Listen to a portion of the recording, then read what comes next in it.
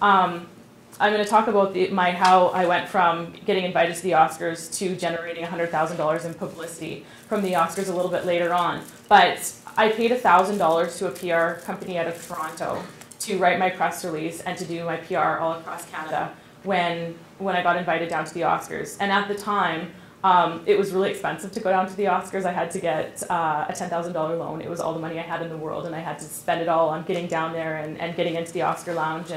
And to spend another $1,000 on PR was just like, oh, this is all the money I have to my name. But it was the smartest thing that I ever did, because that $1,000 was pretty cheap because they did my PR all across Canada. So what they did is they wrote this dynamic press release that I've included a copy on your chair just for you guys to take a look at as an example.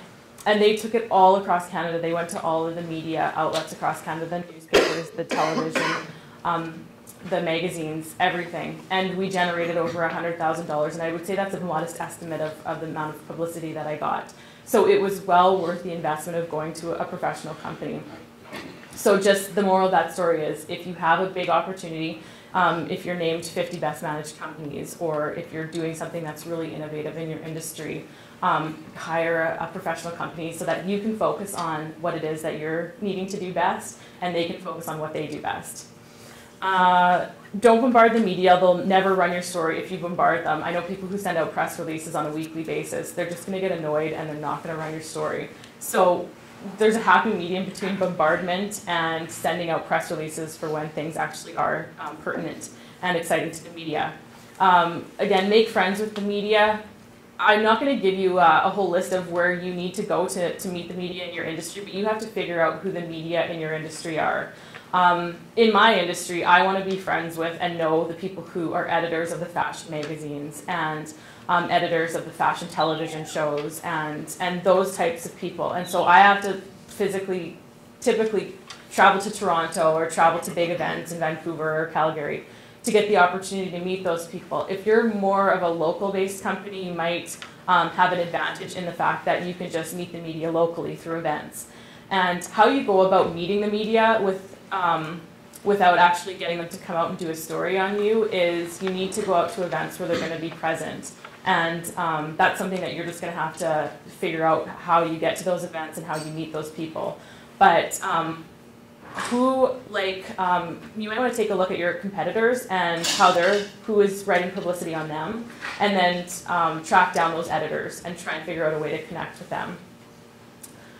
Invite the media to your events and make them feel special. One thing that I do is I make sure that I invite Irene Seiberling, who's the fashion editor of the Leader Post, and anybody else who's going to be potentially doing media on me in Regina to my biggest events of the year. And I put them front row center, and I make them feel just as special as my top customer. And you have to do that. You have to make them feel like they're really important to your business. And I think that'll pay you back, and they'll get the same experience at your events as your customers do. And hopefully that'll turn into eventually publicity for you. Plus, it just gets them more excited. If you just invite them and you put them kind of at the back of your event or whatever, they don't get the same experience as, right up front with your top customers. And then the last thing is you have to follow up. If you're planning to do your own press releases and contact the media, it's not enough to just shoot it off. You absolutely have to follow up on a big story. So it's crucial that you start that database so that you have a list of everybody that you're trying to contact. And then once you send your press release out, make sure that you're constantly in communications with them. Hey, did you get my fax? Did you get my email about what I'm doing? And picking up the phone and talking to them is going to get them more excited than usually it's somebody whose job to just take the press releases off the fax and just kind of scan through them, and like 90% of them go into the garbage and 10% might make it onto an editor's desk who's like already swamped. So picking up the phone and just giving them a phone call and being like, hey, did you get that press release that I just did on Dragons, and it's going to be a big story, you're probably going to want to pick up on it. And it goes a long way to just make a phone call.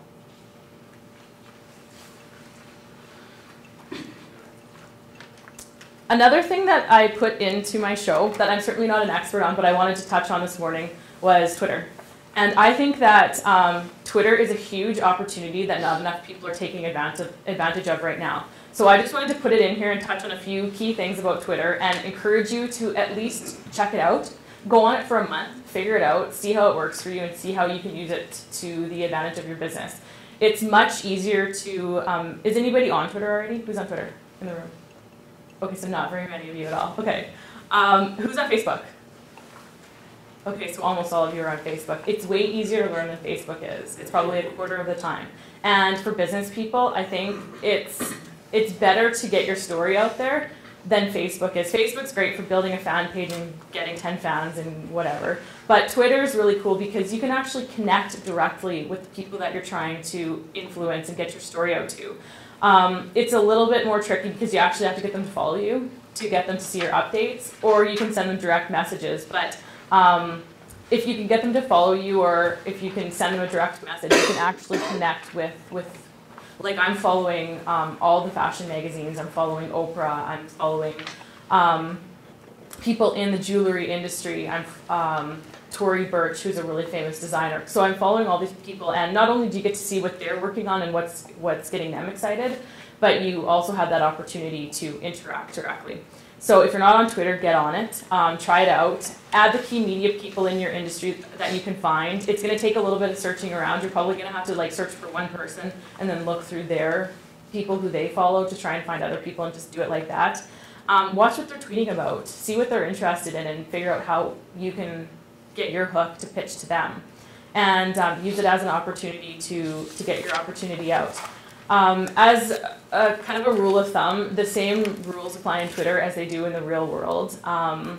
You don't want to bombard people with information that's useless on Twitter. Don't tweet about what you had for breakfast because nobody's interested in that.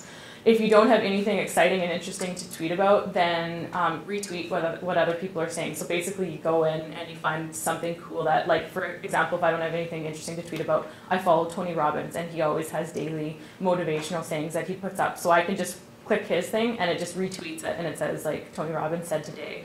And so that's a way of keeping people that follow you top of mind to them.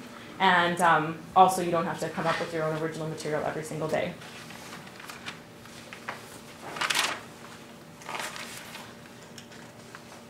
So I just want to go through my Oscar publicity timeline and how I got to how I went from basically designing jewelry out of my house to get invited down to the Oscars to generating $100,000 worth of publicity. So in the summer of 2007, I joined the Toronto Fashion Incubator. And what the Toronto Fashion Incubator is basically an industry association for the fashion industry that helps propel new designers into their industry. And one thing that I would recommend for all of you guys to do is find out what your industry association is and join it, because not only are industry associations great for providing information, but I think it's also great to link up with and network with people that are in the same industry as you, because you're going to learn things from them and they're going to learn things from you. And the better both of you get, it's actually better for the whole industry. Competition isn't a bad thing, it's actually a good thing, and it helps everybody out. So look up what your industry association is and join it. Usually if there's events for your industry association, the media that pick up on your industry go to those events. So it's kind of a win-win situation. So joined the TFI in the summer of 2007. And in the fall of 2007, I applied for an event that they were doing called the Press and Buyers Breakfast. They only invite 15 designers across Canada to come to it. And a whole bunch of press was there. So it was a really great opportunity. So I applied for it, and I found out that I was invited to go. So I went down, I met with some of the press that came out to it. The fashion magazines were there, Flair Fashion and whatnot. And but prior to going, I did my press release, I contacted the media, CTV in particular, I contacted, and I phoned the editor's desk, I think it was Carl Worth, and I said, hey Carl, my name's Rachel, I have a jewelry company called Hilberg. I just got this big opportunity to go to Toronto and set up at the TFI's Press and Buyers Breakfast. It's like a really big thing for me, you guys should run a story. Didn't hear back from him.